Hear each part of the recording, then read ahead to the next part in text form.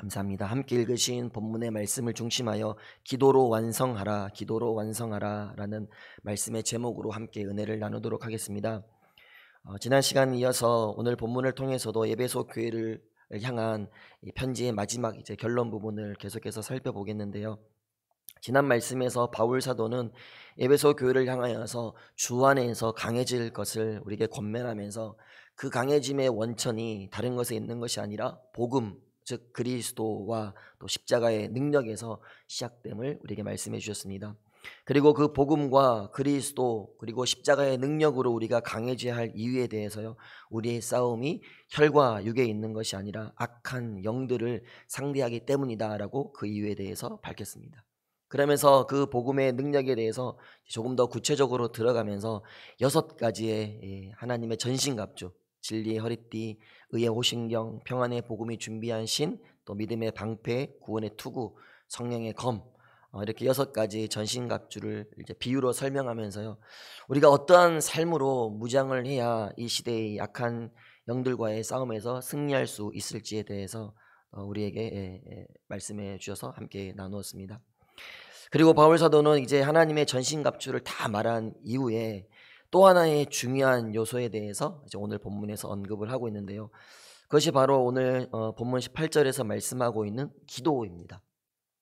병사가 아무리 무장을 철저히 하고 있다고 할지라도 깨어서 그 적의 공격을 대비하지 않는다면 결국에 그 전쟁에서 패할 수밖에 없듯이, 마찬가지로 우리 성도들도 모든 무장을 갖췄다 할지라도 반드시 깨어 기도함으로 영적 공격에 대비해야 한다라는 것입니다.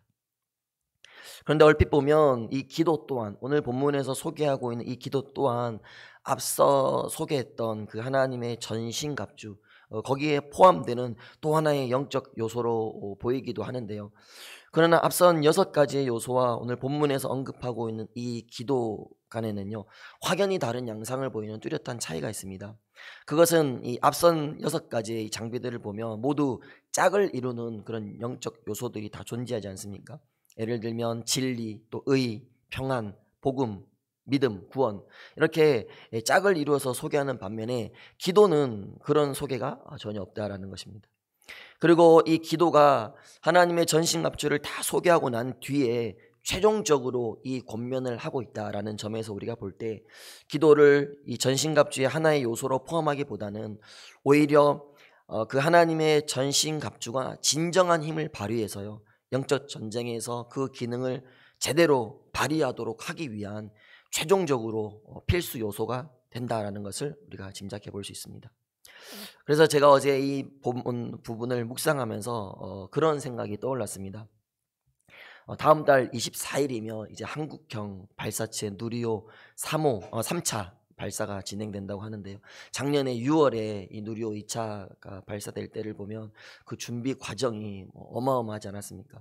누리호 기체를 조립하는 것부터 또 발사대를 조립하고 또 조립된 그 발사대에 또 누리호를 연결하고, 이 모든 과정들이 엄청난 그런 준비 과정 속에서 진행이 되었는데요. 그렇게 모든 장비를 이제 연결하고 기계적 결함이 없다라는 것이 이제 확인되어서 이제 발사가 가능하다라고 결정이 되면 그때 최종적으로 하는 순서가 있는데요. 바로 이 연료와 산화제를 주입하는 단계입니다. 그 단계를 통해서 이제 이 발사체가 진짜 하늘로 나를 수 있는 힘을 주는 단계, 그것이 연료 주입 단계라는 것입니다. 아무리 완벽하게 이 발사체가 조립되었다라고 해도요, 연료가 없으면 날 수 없습니다. 날 수 없다면 그 멋진 누리호는 그냥 구경밖에 되지, 구경하는, 그래서 좀 심하게 얘기하면 프라모델 같은 그 정도의 용도일 뿐이다라는 것입니다.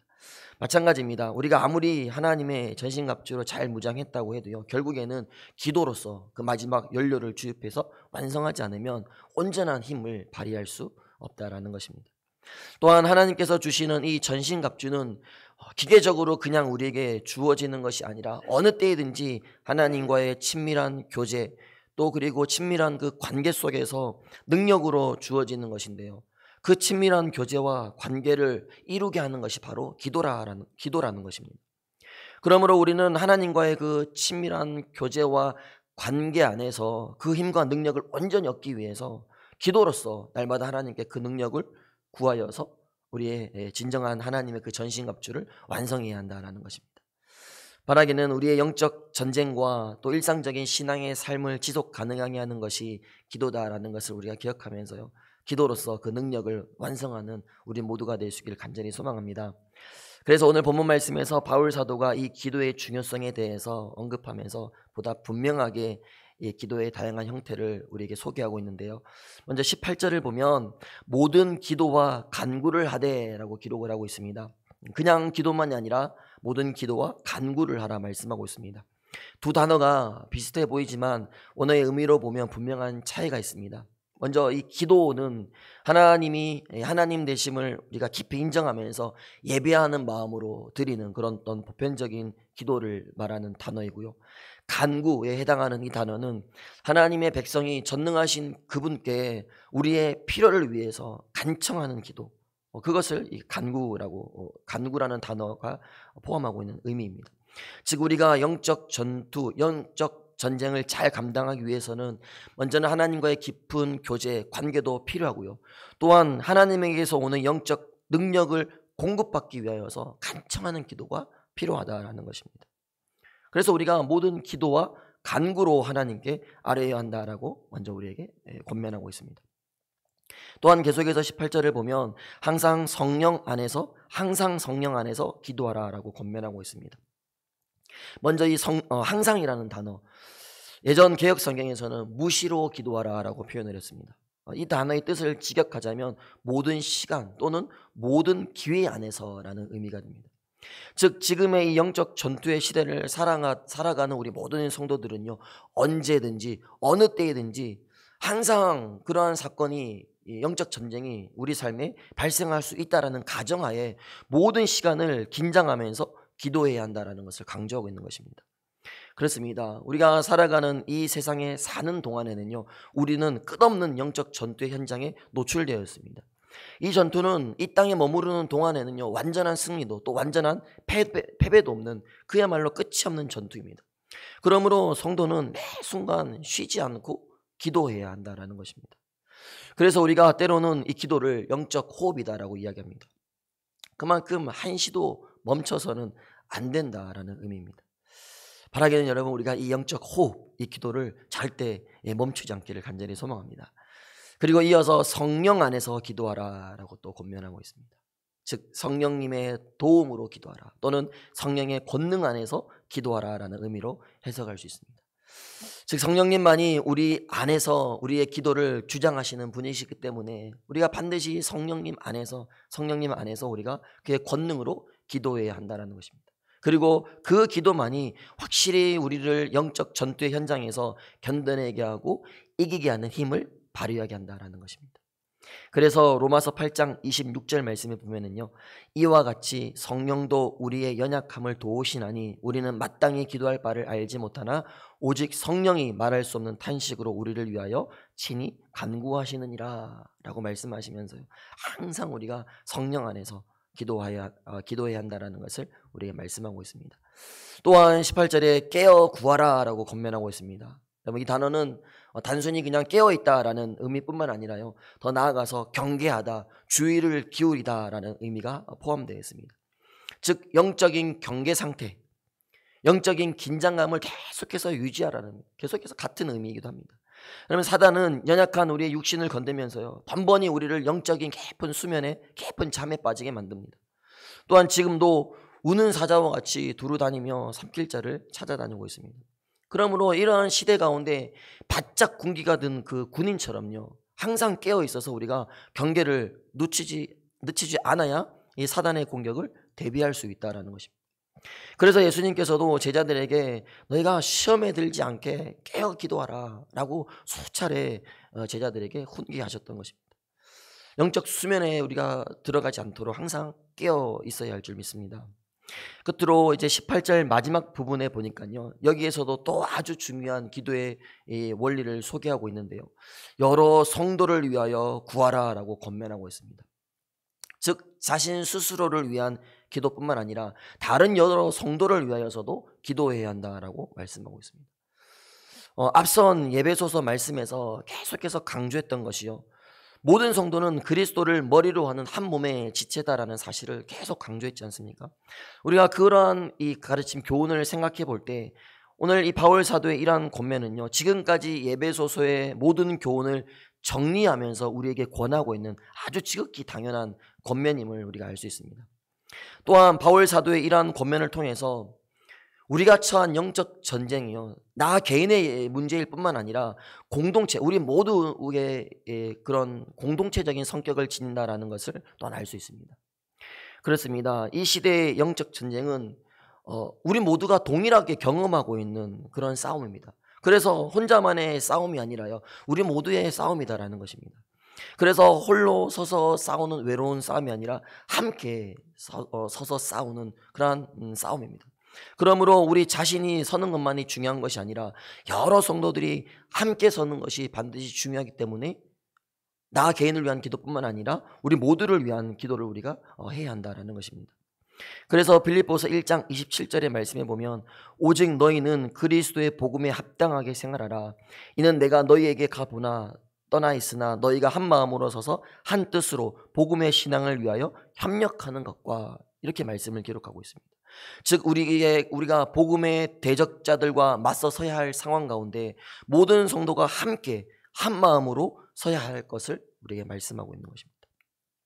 마치 여러분 럭비 경기 아시죠? 여러분 럭비 경기를 보면 이 두 팀이 이제 그 공격과 수비 가운데 어깨를 막 부딪히면서 맞서는 그런 장면이 있습니다. 이 스크럼을 짠다라고 표현을 하는데요.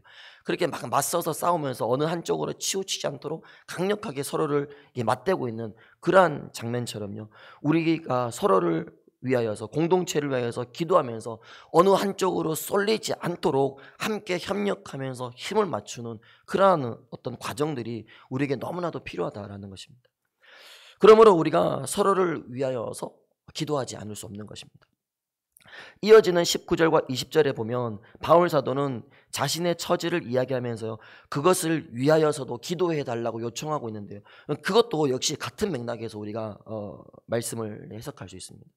즉 바울 사도가 내가 지금 비록 쇠사슬에 매인 사신과 같은 처지가 되었다라고 자신의 처지를 얘기하면서요, 그러나 그 안에서도 복음을 담대히 전할 수 있도록 나를 위하여서 기도해 달라고 요청한 것도요, 결국에는 이 일이 바울 자신의 어떤 유익을 위하여서 구한 것이 아니라 하나님 나라를 위한 공동의 관심임을 알기에 그는 자신을 위하여서 성도들에게 기도의 제목으로 내어놓고 있는 것입니다. 그래서 우리가 기도할 때 성도들을 위하여서, 다른 성도들을 위하여서도 기도해야 하고요, 또한 말씀을 선포하는 담임 목사님 이하 모든 교육자들을 위하여서 우리가 끊임없이 기도해야 되는 것, 그것이 우리 모든 공동체를 위한 기도이기 때문입니다. 바라기는 우리의 기도가 나 개인의 영적 전쟁뿐만 아니라 내 가족, 그리고 형제, 또 나아가서 우리가 속해 있는 공동체 전체의 영적 전쟁에서 승리하는 비결이 된다는 것을 기억하면서 항상 성령 안에서 깨어 기도하면서 우리 모든 공동체들을 위하여서 또 기도할 수 있는 그런 우리가 될 수 있기를 간절히 소망합니다. 말씀의 결론입니다. 우리는 영적 전쟁의 현실이 과거의 것으로 끝나지 않았다라는 것을 너무나도 잘 알고 있습니다. 그리고 오늘을 살아가는 우리의 현실 가운데 우리가 마주해야 할 현실 속에서도 여전히 영적 전쟁은 계속될 것이다라는 것을 너무나도 잘 알고 있습니다. 이를 위해서 우리에게는 반드시 하나님의 전신갑주로 무장하는 것이 필요합니다. 그리고 그 전신갑주가 최고의 능력을 발휘할 수 있도록 기도로 완성해야 합니다. 바라기는 주어진 오늘의 현실 가운데 연약한 육신을 따라 영적인 그런 깊은 수면에 들어가는 삶이 아니라 항상 깨어있어 경계를 늦추지 않고 깨어있어서 나아갈 때 우리의 삶에 승리를 주시는 그 하나님의 은혜를 경험하게 될 줄 믿습니다. 그렇게 주어진 오늘의 삶을 살아가시며 우리와 함께하여 주시는 주님의 놀라우신 은혜를 경험하는 복된 새벽 가족들 될 수 있기를 주님의 이름으로 부탁을 드리겠습니다.